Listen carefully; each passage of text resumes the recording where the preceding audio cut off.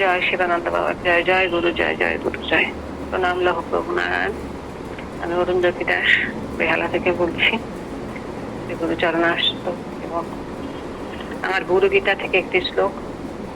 ওম গুরু কৃপা প্রসাদেন ব্রহ্মা বিষ্ণু সদা শিব সৃষ্টাদিক সমর্থার্থে কেবলম গুরু সেবায়া। ব্রহ্মা বিষ্ণু সদাশিব কেবল গুরু সেবা দ্বারা, গুরু কৃপার প্রসাদ হেতু সৃষ্টি স্থিতি লয় করতে সমর্থ হয়েছেন। প্রত্যেক ব্রহ্মাণ্ডে এক একজন ব্রহ্মা বিষ্ণু এবং সদাশিব আছেন, আর তাদের সবার উপর রয়েছেন গুরু।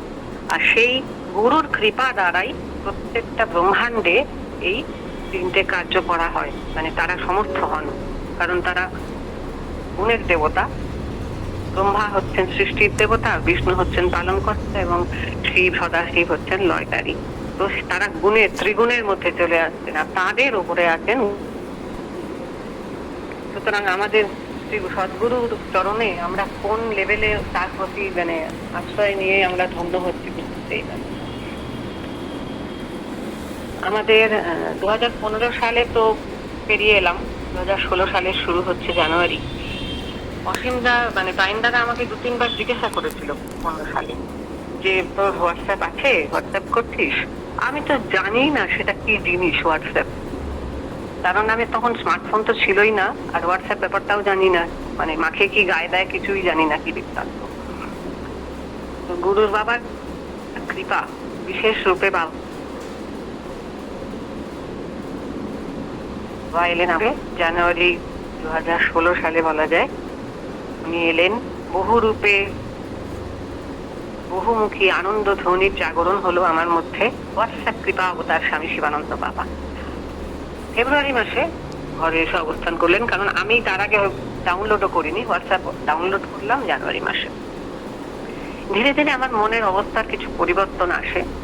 গ্রুপে সকাল সন্ধ্যা প্রণাম আসছে, গুরুর সংবাদ পাওয়া যাচ্ছে, কোথায় অবস্থান করছেন, এবং বাবার ছবিগুলো পেতাম ফোনে। আবার যে কোনো উৎসবের সূচনা বা নিমন্ত্রণ, এটা একটা গুরুদেবের প্রতি চুম্বকীয় ক্ষেত্র প্রস্তুত করলো ভক্তের হৃদয় ভূমিতে। কর্ষণ শুরু হলো। আমি তো ঋষির প্রজেক্ট, স্কুলের প্রজেক্ট প্রিন্ট করতে গিয়ে বাবার ছবি প্রিন্ট করে আনতাম, মানে প্লেন পেপারে কালার প্রিন্ট। এটা একটা বাচ্চা মেয়ের শখ পূরণ বলা যায়। আসলে ফটো পেপারে স্টুডিও গিয়ে প্রিন্ট করা তো একটু বেশি দাম হয়। আমি প্লেন পেপারেই অনেক সময় করে এনেছি, এবং ফটো পেপারে পরে স্টুডিওতে গিয়েও পরবর্তী সময় ফটো প্রিন্ট করে এনেছি। কিন্তু হোয়াটসঅ্যাপে অতটা ভালো আসে না, যেগুলো মেলে পরে গিয়ে সেটা বুঝেছি এই ব্যাপারটা। এইভাবে আমার মানে ফটো নিয়ে লেখা নিয়ে সময়ও কাটতো। বাবার ছবি দেখে ল্যাপটপে কপি করে রাখা, লিখে রাখা, ইত্যাদি ইত্যাদি। খেলার ছলে অন্য কোনো আধ্যাত্মিক কথা, কোনো সাধুর বাণী, তখন স্মার্টফোনে অনেক কিছু খোলার, মানে ইউটিউব খোলা, এটা ওটা কোটেশন পেতাম নানান রকম আধ্যাত্মিক মানে স্পিরিচুয়াল এতে অনেক অন্য সাধুদের সংগ্রহ করে রেখেছি কত সময়। কিন্তু সেগুলো সব সময় মূল্যবান কিছু নয়, তাও আমার লিখে রাখার হ্যাবিট বা এরকম। কিন্তু বাবার প্রতি যে যোগাযোগ, মনের অ্যাটাচমেন্ট এই কয়েক গুণ বেড়ে গেল এই সময় এই ফোনের দৌলতে। সেটা নিশ্চয়ই খুবই আনন্দের, এবং বাবার আমার প্রতি অনুগ্রহ। এদিকে ঋষির কোচিং 6-7 উঠছে, 8 পড়াশোনা বাড়ছে, প্রজেক্ট ব্যস্ততা বেড়ে যায়। সেজন্য ছেলের সাথে মায়ের আঁচলের বন্ধন খুঁজতে থাকে। তাও ওকে নিয়ে ব্যস্ত তো থাকতাম ঠিকই, তার মধ্যে একটু করে সকাল সন্ধ্যা জপ। আমি খুব বলছি তো নিষ্ঠা করে করতাম না, সেরকম সময় দিতাম না। এই সময়ে 2016তেই হবে রিতমের এও হয়ে যায়। চণ্ডীগড়ে বাবা গেছিলেন মাঝখানে, তারিখটা তেমন লেখা নেই। রিতমের উপনয়ন হয় চণ্ডীগড়ে। তো মায়ের আমার মানে বাবার এখানে মায়ের গোপালকে উপরে তাকে তুলে রাখা থাকতো। আমি তাকে নামিয়ে আনলাম, ঠাকুরের আসনে বসালাম। এই বাড়ি আমার কাছে সিদ্ধ মন্দির বলা যায়, কারণ আমার বাবা সারাক্ষণ জপে থাকতেন, এবং এই বাড়ির বাতাবরণ অ্যাটমসফিয়ারটাও খুবই আমার কাছে পরে গিয়ে আমি দেখেছি আমার মানসিক অবস্থার অনুকূল হয়েছে। যদিও ছেলেকে ছোটবেলা থেকেই খুব শাসন মারাপিটা করতাম, মানে আমার খুব ধৈর্য কম ছিল, ক্রোধ বেশি ছিল, ভীষণ দুর্বল মনের ছিলাম আসলে। ধৈর্য নেই, স্থৈর্য নেই, খালি বকতাম এবং জোরে জোরে কথাও বলতাম। ওর পিছনে খুবই শাসনের ব্যাপারটা একটু বেশিই ছিল। সেটা আমি এখনো যদিও বলি, এগুলো কোনোটাই গুরু বাবার দৃষ্টির আড়ালে কোনোদিন যায়নি, সেটা আমি বুঝি এখন। এদিকে আমার ব্যবহারে বা কথায় চঞ্চলতায় ডাক্তার দাস আমার বাবা খুবই লক্ষ্য করেছিল সেটা। বাবা তো ডাক্তার মানুষ, আধা দিন তো বাড়ির বাইরে। তখন ভারত সেবাশ্রম সংঘ এবং ক্লিনিক, আত্ম ক্লিনিকে যেতেন সকাল সন্ধ্যে, যাই হোক। তো যেটুকু সময় বাড়িতে, কথা খুব কম, শান্ত, জপে কাজে। উনি রান্নাঘরের সেবায় থাকতেন আর সাথে যেতেন গাছের সেবায়। এবং এবারে গুরুদেব কিভাবে আমায় শাসন করলেন দেখো। একদিন বাবা বাড়ি এসে আমাকে খুব বকলো। কি হলো, ভাবছো স্পুন ফিডিং করলেই সারাক্ষণ ধরে লেগে থাকলে ছেলে মানুষ হয়ে যাবে? কই, তোমায় তো দেখি না, এতদিন ধরে তো গুরুর কাছে সাধন পেয়েছো, আসনে বসো কখন? নিজেকে সামলাতে পারছো না কেন? আমার নিজের বাবার কথাগুলো মন আর মস্তিষ্কের ওপর হাতুড়ি মারলো। কথার মাধ্যমে গুরুদেবই আমায় বকলেন। হঠাৎ তো নিজেকে বদলে ফেলা যায় না, সম্ভবও নয়। আমরা কিন্তু 5 বোন। ছোট থেকে বাবার কাছে রামায়ণ মহাভারত পড়েছিলাম, আনন্দময়ী মায়ের কীর্তন করেছি। আমাদের বাবা মা দুজনেই মায়ের কাছে মন্ত্র লাভ করেছিল। আর এখানে আলমারি ভর্তি ডাক্তারবাবুর সংগ্রহ, কত রকম আধ্যাত্মিক বই, মহাত্মাদের জীবনী। ঘরে মায়ের ছবি, ওঙ্কারনাথ ঠাকুর, নিগমানন্দ, রাম ঠাকুর, বিজয় কৃষ্ণ গোস্বামী আর রামকৃষ্ণ পরমহংসদেব বাবার নিজের হাতের আঁকা। আর আমি বিশ্বাস করি এনারা এই ছবিতে, পটে স্বয়ং বিরাজ করেন। জন্ম থেকে দেখেওছি গোমাতার সেবা করতো বাবা। পরে অবশ্য বয়সকালে আর পারেনি। যাই হোক, সৎ পরিবেশের মধ্যে বড় হয়েছি বাবার স্নেহে। তাও আমি এই বুড়ো বয়সে গুরু বাক্য পালন করছি না, সেটা চোখে আঙুল দিয়ে দেখিয়ে দিল বাবা। সংসার, সন্তান সব তুচ্ছ, আসল লক্ষ্য তো অন্য কিছু। প্রত্যহ আসনে বসার অভ্যেস হলো গুরু সেবা। গুরুকে স্মরণ করা, গুরুকে প্রণাম করে নিজেকে প্রস্তুত করে এগিয়ে চলা। এক কথায় আমি আমি তো পথভ্রষ্ট। গুরুর চরণে আশ্রয় পেয়েও আমি সময় নষ্ট করছি, গুরুদেবের অবমাননা করছি, নাকি জীবনের গতি সামলে অন্য কিছুকে আঁকড়ে ধরা, নিজেকে ধরা। বাবার কথায় তো থমকে গেলাম। সম্বিত ফেরা তো অত সহজ নয় ভাই। মনে মনে যে অনুধাবন করতে হবে, একটা ফিক্সড সময় দিতে হবে। ধীরে ধীরে ধীরে ধীরে একটু হলো। ঋষি স্কুলে, বাবা ডাক্তারখানায়, আমি স্নান সেরে, তাও কখনো কাজ, এ বাড়ি ও বাড়ি, ব্যাংক ইত্যাদি তো থাকেই, সবাই জানো।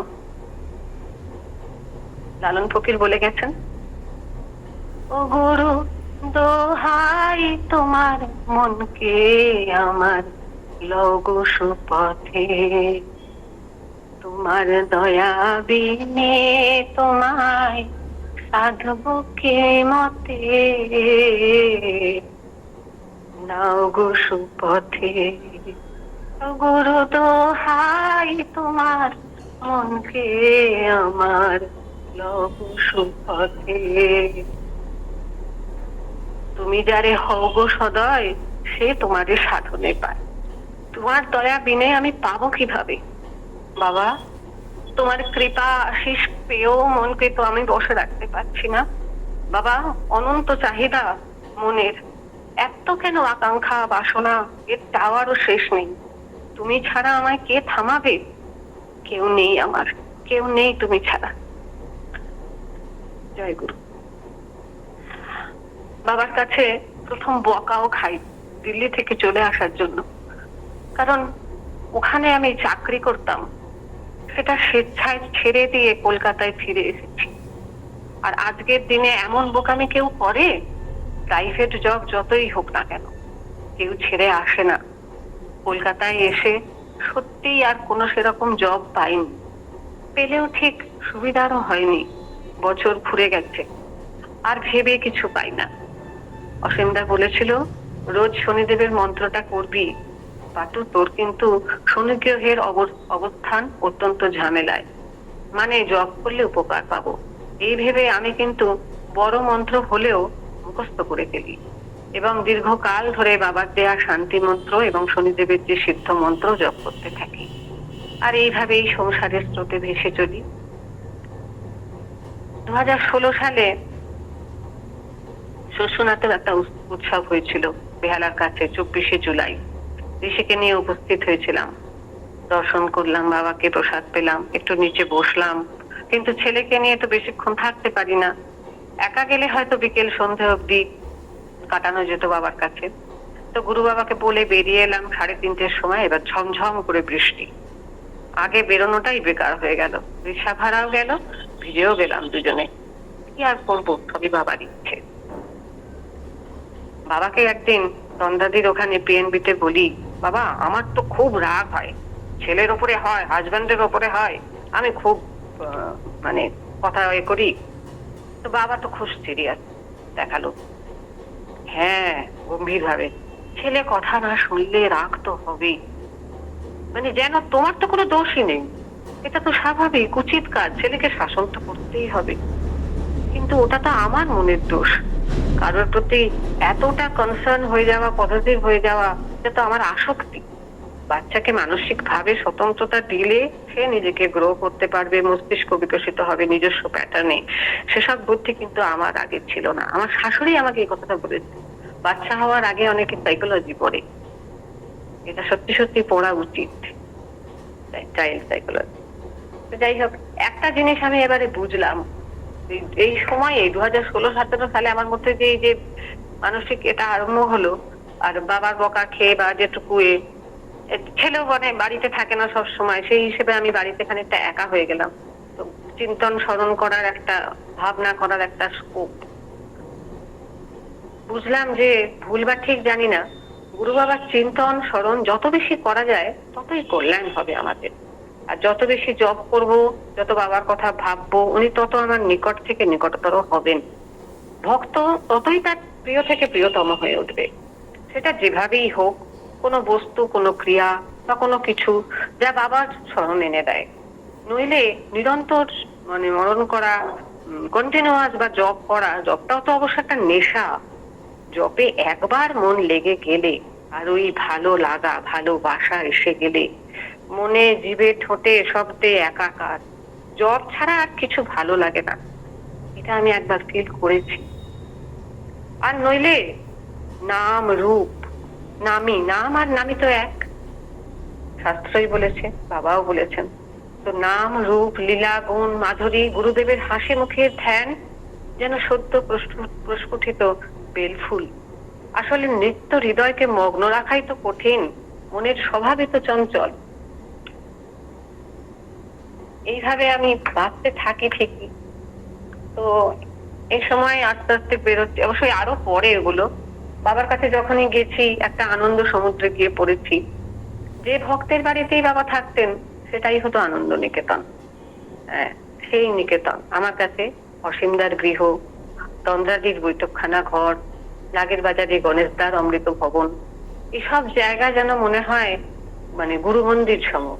কালিন্দিতে দিলীপদার মন্দির, সব মনের অতলে ডুব দিয়ে এই জায়গাগুলোয় পৌঁছে যাই। কখনো শুভ্রা কাকিমাদের বাড়ি, কখনো সুপ্ত মনের রাস্তা ধরে ট্রেনে চড়ে এসে শ্রীরামপুরে অঞ্জুদের শান্তি নিবাস। খুব শান্তি, একান্ত আনন্দ ঢেউয়ের মধ্যে নিরন্তর স্নান। গুরুদেবকে দর্শন করে সামনে বসে থেকে তার শ্রীমুখের ধ্বনি শ্রবণ করা ও কখনো শাসন, অনুশাসনের দণ্ড, সবই পরম আশীর্বাদ। যখন দেখেছি, নিজে অনুভব করেছি যে বাবাকে আমি খুব ভালোবাসি, সেদিন বাবা আমাকেও মানে আমার মনকেও আপন করে নিয়েছেন। আমি বাবাকে বরণ করে নিয়েছি, আর বাবাও আমাকে নিজের মেয়ের মতো প্রীতি, স্নেহ, শাসন সব দিয়েছেন। একটা দিনের কথা আর কি মনে পড়ছে, ওটা ওই 16তেই হবে, ডেট লেখা নেই কোথাও। আমি এখানে বাড়িতে বাবার এখানে ভোরে দেখছি খুব ঘুম ভেঙে গেছে, ভোরবেলা পৃথিবীটা দুলছে। আমি বিছানায় শুয়ে, কিন্তু মনে হচ্ছে পড়ে যাচ্ছি উঁচু থেকে নিচে। আমি খাটে শুয়ে শুয়ে কেন পড়ে যাচ্ছি, আমার মানে এত অস্বস্তি হচ্ছে তখন ঘুমটা ভেঙে গিয়ে। স্পন্ডিলাইটিস এত বেড়েছে, বুকের উপর এত চাপ, ভয়ে আমি বালিশে শুতাম না কোনোদিন, অনেকদিন, স্কুল লেভেল থেকে, স্কুল জীবন থেকেই আমি বালিশ ছাড়া। কিন্তু এক্সারসাইজ সেরকম করা হয় না। এত মানে এটা যতদূর লাগবে ওই জুন জুলাই মাসই হবে আর কি, গরমকালে কোন রকমে একটু বেলা বাড়লো, তো নিচে এসে আমার বাবাকে বলে ওষুধ খেলাম একটা কিছু, মনে নেই কি খেয়েছিলাম। সামান্য একটু সুস্থ হলাম, দুপুরবেলা রান্না বান্না হলো। একটা সময় ছিল আমার স্পন্ডিলাইটিস এবং মাইগ্রেনের ব্যথায় আমি খুব কষ্ট পেয়েছি, মানে দিল্লিতে থাকাকালীন, এমনকি বমি করে না খেয়ে শুয়ে থেকেছি মাইগ্রেনের ব্যথায়। যাই হোক, এইরকম সেদিনকে ওই দোলদুলানি নিয়ে দিন কাটছে, বাড়িতেই ছিলাম। এবং একদিন বাদে লাগছে বৃহস্পতিবার সকালে ঋষি স্কুলে গেল আর আমি গেলাম সল্টলেক। বাবা যে স্বয়ং অন্তর্যামী নারায়ণ, তার স্বরূপ চিনিয়ে দেন, কিন্তু সেটা যে আমি সবসময় অন্তর্মনের সাক্ষী রূপে অনুভব করি তা নয়, কিন্তু মাঝে মধ্যে একাধিকবার প্রমাণ পেয়ে, এইটা হচ্ছে সেই রকম একটা প্রমাণের দিন। এই দিনে আমি নিজেকে আর আটকে রাখতে পারলাম না। শরীর একটু স্টেডি হলেই আমার মন প্রস্তুত হয় সল্টলেক যাওয়ার জন্য। বিশ্বনাথদা আর তন্দ্রাদির ফোন নাম্বার পেয়ে নিয়ে সেভ করে নিয়েছিলাম। ফোন করে জানিয়ে তারপরে আমি সকালবেলা যেতাম, কারণ সন্ধ্যায় গেলে আবার রাত্রি হবে ফিরতে, সন্ধ্যায় কি হবে চিনতে পারবো না, এই ভয়, মনের যে কত ভয় আর কি বলবো, নিজেরই চিন্তায় নিজে মগ্ন। তো সকালবেলা 9:30 নাগাদ বাবার সামনে প্রণাম করলাম। বসো মা, কেমন আছো? জল খাবার, মুড়ি, আলুর দম সেবা হলো। বাবা তখন একা জব করছিলেন। তারপরে বসে তন্দ্রাদিকে বললো, মা ওকে ভেতরের ঘরে গিয়ে শুতে বলো।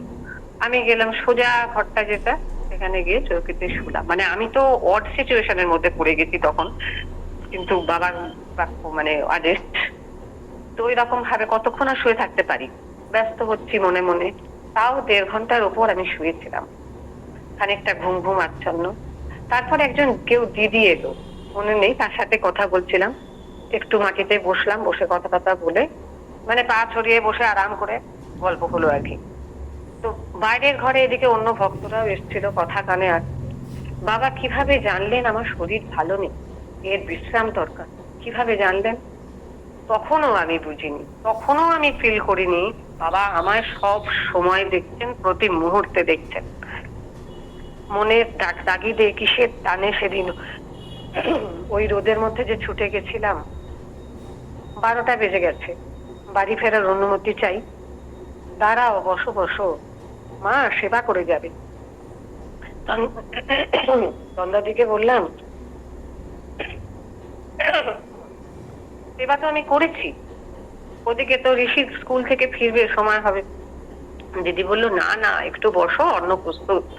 তারপর আবার প্রসাদ, ভাত ডাল, একটা সবজি, পাতা বাটা কিছু, মানে পাতা বাটাটা, শাক বাটাটা সেটা আমার মনে আছে, খেয়েছিলাম, খুব টেস্টি ছিল, সেজন্য আমার মনে আছে। যাই হোক, খেয়ে নিয়ে বাবাকে বলে বিদায় নিলাম। দিনগুলো কেমন ফিকে ছিল, বাবাকে বিনা, বাবার হাসি মুখ বিনা, দূরে দূরে সরে থেকে আমি নিজেকেই নিজের কাছে বিস্বাদ করে তুলেছিলাম। নিজেই ভাবি কেন জব করতাম না, বা কেনই বা একটু পয়সা খরচ করে বাবার কাছে যেতাম না। খেলায় আমি সুবর্ণ সুযোগ নষ্ট করেছি, কিন্তু বাবা যা করান আমার মঙ্গলের জন্যই করান, এটা আমার চরম বিশ্বাস। তাই হৃদয়ের গভীর থেকে শত শত কোটি কোটি প্রণাম বাবার চরণে। এখন আমি বাবার কথা একটু বলছি, এই কথাগুলো আমি নিজের মতো করে ব্যাখ্যা করি বা নিজের মতো ভাবের মধ্যে লিখি, ভুল ভ্রান্তি হবেই। Every human being is a combination of sincerity and insincerity.